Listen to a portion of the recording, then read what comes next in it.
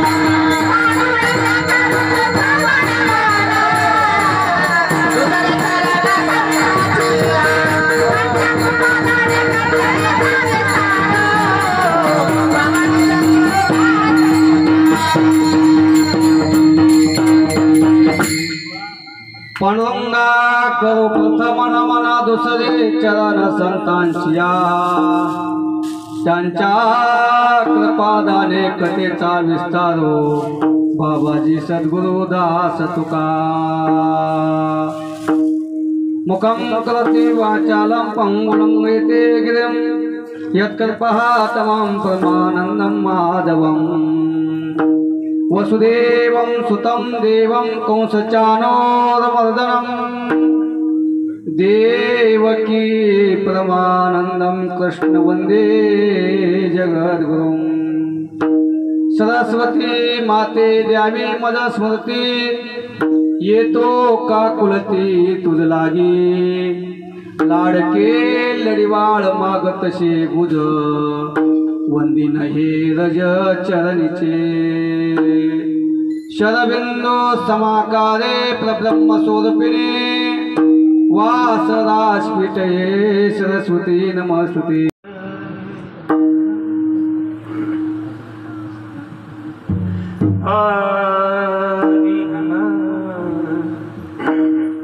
साठविला हरी साठविला हरी साठविला हरी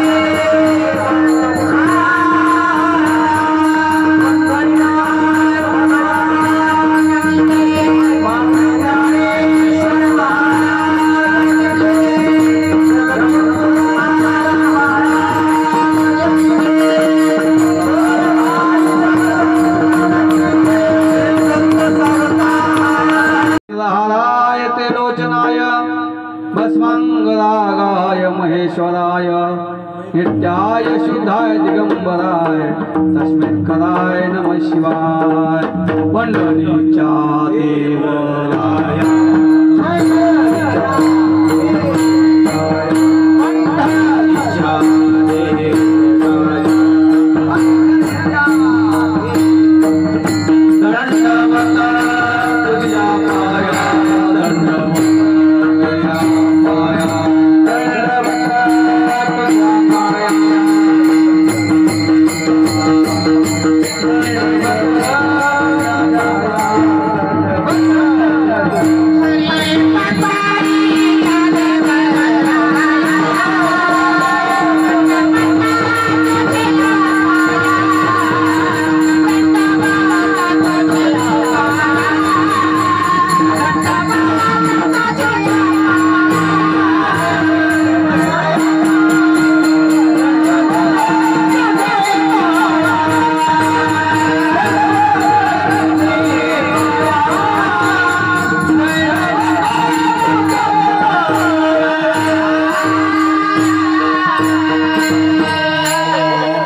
शेवे लागी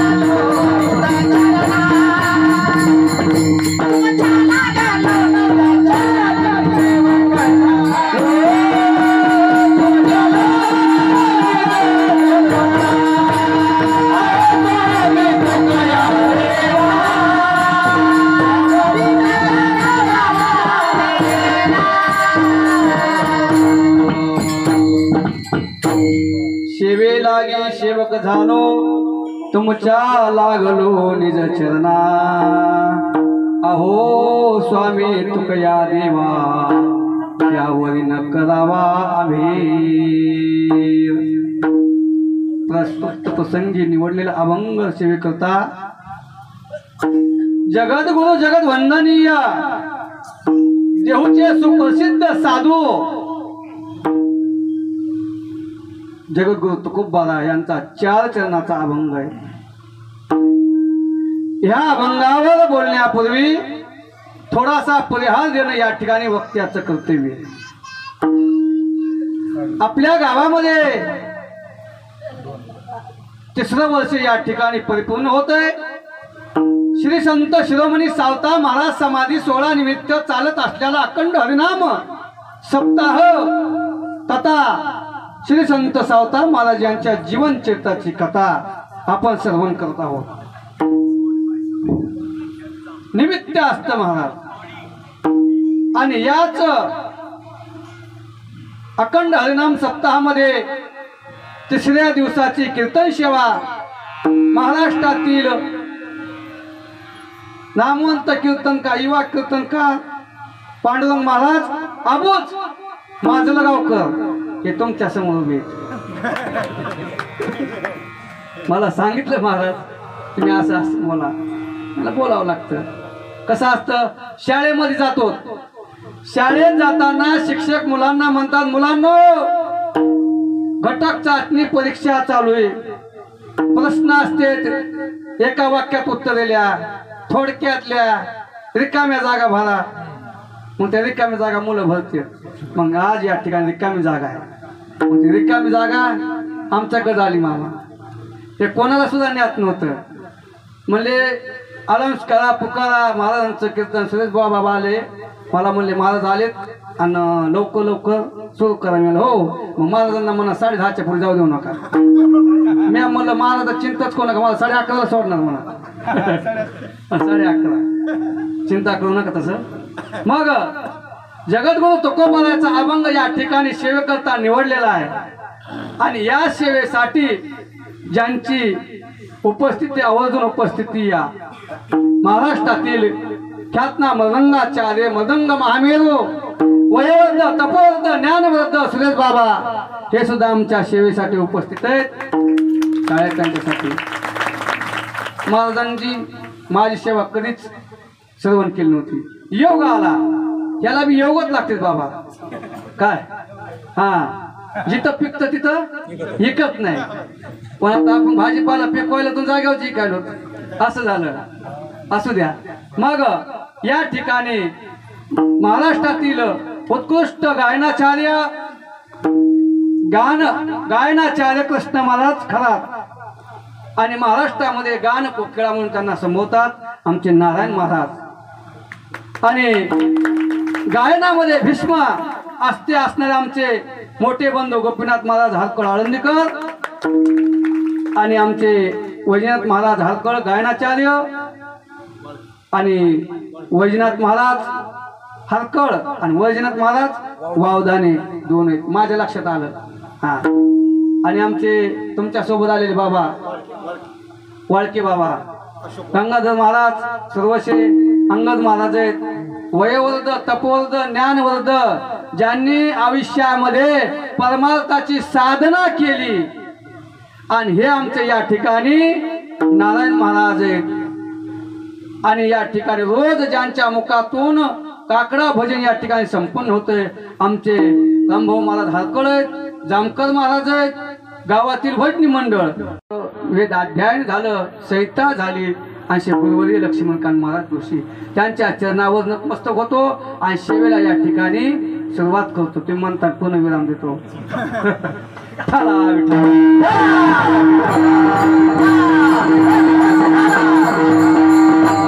जगद्गुरु तुकोबाराय सांगतात त्या अभंगामध्ये, साठविला हरी जी हृदय मंदिरी. या हृदया मंदिरामध्ये दोन भक्तांनी भगवान त्यांना साठवलेले. एक म्हणजे आमचे सावता महाराज आणि दुसरे म्हणजे हनुमंतराया. त्यांनी सुद्धा या भगवंताला साठवलं. आणि म्हणून साठविला हरी जी हृदय मंदिरी, ज्याने भगवंताचं या ठिकाणी साठवलं त्याची यालजार या ठिकाणी खुंटली आलेली. आणि मग त्याचा व्यापार जो आहे सुरळीत चालतो. म्हणून या ठिकाणी तुकोबाराय म्हणतात, साठविला हरीची हृदय मंदिर त्याची सरली येरजार आणि झाला सफल व्यापार. एकदा भगवंत हातात आला की त्याची येरजार संपत असते. म्हणून हरी आला हातात आणि हरी भगवंत हातात आल्यानंतर त्याला काय भ्यायची चिंता आहे? काही भ्यायची चिंता नाही. म्हणून तुकोबाराय सांगतात, तुका म्हणे हरी काही उरोने दिवरी विठ्ठला.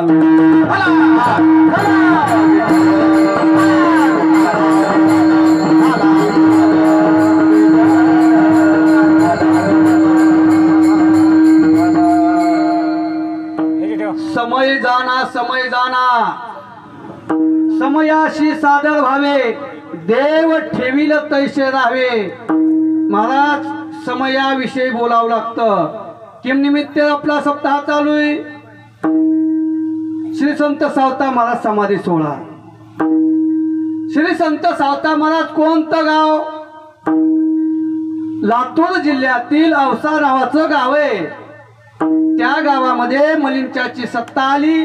त्यावेळेस या ठिकाणी ह्या संतांनी काय केलं की बाबा आता आपलं या ठिकाणी त्रास खूप होतोय. मग हे त्रास झाल्यामुळं आमच्या दैवदादानं गाव सोडण्याचा प्रयत्न केला. जुने काळातले लोक म्हणतात बाबा जिथं पोट भरत तिथं गाव, ज्या गावात पोट भरत नाही तिथून गेलेलं बरं. त्रास कोणाला नकोय आणि कोणालाच वाईट बोलायचं नाही, सत्य चालायचं. आणि मग आमच्या दैवदादानं काय केलं, गाव सोडलं आणि चालत चालत चालत आरणला आले. आरणला आल्यानंतर आणि शेळ्या सांभाळणारा वंश होता आणि आमचे यजमान बी आहेत काय आडाव साहेब. आडावच यायला तुमचं आडनाव आवाड आहे ना, आवाड आहे. आडावच म्हणतो कॅम्प वगैरे आडावाचं घर कुठं म्हणजे आडाव कुठे मग त्या आवाड आहे ते यांच्या ओटीत आहेत ना आबूज महाराज माझं गावचे. मग ह्याने काय केलं, चलत चलत चलत आले आणि म्हणजे आता काय करावं, कशाला नादाला लागायचंय. मग ते कोणाला म्हणला काय चालू आहे, बैठक करायची काय नाही म्हणले. हे आल्यावर सगळे माणसं शांत बसले, कशाला नादाला लागायचे, आपले काम भले आपण भले कशाला काय करायचे. पण त्याला अहंकार आला होता, आलता ना अहंकार. हा मग ते म्हणाला आल्याबरोबर म्हणला काय कोणाला प्रश्न विचारतो विचारा. आता म्हणले आपल्याला प्रश्नच विचारायचा नाही, कशाला गप्प बसली. पाहता पाहता एक जण म्हणला ते शेळ्या सांभाळत होता, म्हणले सगळे बघितले लोकांनी विचार केला आणि आम्ही एवढे मोठे शिकलेले असं गप्प बसलो, तुला काय येत नाही, तू शेळ्या सांभाळ हातवारी. हो म्हणला आपला प्रश्न आहे सांग. ते म्हणला प्रश्नाचं उत्तर तुला द्यावाच लागल. ते म्हणला सांग सांग प्रश्न. ते म्हणला टप गुळ गुळ गुळ गुळ गुळ गुळ भट द्या सांग म्हणल्यावर. ते म्हणला आता पोचतो मी शिकलो म्हणला, सगळे पुस्तकं चालले चालले चालले, याच्यात काय प्रश्न काय कुठंच दिसला नाही. ते म्हणला काय म्हणला सांग सांगायला सांग. ते म्हणला एवढा मोठा शिकलेला आहेस आणि मला प्रश्न उत्तर तू दे. मग ते म्हणतोय सांग सांग. आता एकदाच सांगेन म्हणला टप गुळ गुळ गुळ गुळ गुळ भट द्या. त्याने विचार केला हे कुठं गात्यात नाही, ज्ञानेश्वरीत नाही, भागवतात नाही, भजनी मालिकात नाही काय. त्याने विचार केल्याबरोबर ते म्हणला मला काही येत नाही, बस मला आता इथून पुढे अजिबात आवाज करू नको, गावात जायचंय तुला कोणालाच प्रश्न येते म्हणला. सगळ्याच्या पाया पुढे नाक घास म्हणला सगळ्याच्या. गाव पुढे नाक घातलं. ते म्हणला काय नाही सोपं आहे म्हणला, माझ्या घरी कवटीचं झाड आहे. कवट माहिती ना कवट, हा ते म्हणला कवटीचं असं नाही बाबळीचं असं काय करायचं, पुढं पुढं बोल पुढं बोल. ते म्हणला माझ्या घरी कवटीचं झाड आहे आणि रात्री 12 वाजता हवा सुटली म्हणला आणि त्या हवेमध्ये कवट पडलं म्हणला पत्राव. ते वागड टप आणि खाली पत्र होते म्हणला आणि त्या पत्राच्या नाल्या ते गुळगुळ गुळगुळ गुळ करत आलं आणि खाली कोट होता ते वाजलं भट आणि खाली शेळी होती म्हणला खाला.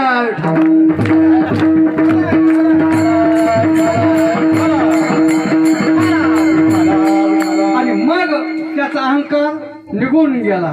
मग तेव्हापासून ते म्हणला बाबा आपल्या स्मरण करत करत आपला जो काय व्यवसाय जो आहे हा व्यवसाय करायचा. त्यांचा व्यवसाय कोणता, शेती होती. जुन्या काळामध्ये उत्तम शेती, मध्यम व्यापार, कनिष्ठ नोकरी. आता चक्र उलट झालं.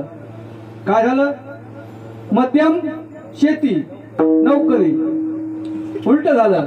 मग मध्यम व्यापार कनिष्ठ नोकरी, पण त्याच्यामध्ये सुद्धा त्या जीवनामध्ये आमच्या दैवदादानं शेती करायची. त्या शेतीच्या जीवावर या ठिकाणी भगवान पांडुरंग परमात्म्याची चिंतन आनंदाने गायचं. पण पाहता पाहता या जगामध्ये आल्यानंतर कोणालाही एक दिवस जावं लागते आणि त्याच वेळेला परशुबाचं छत्र, आईवडिलाचं छत्र हरवलं.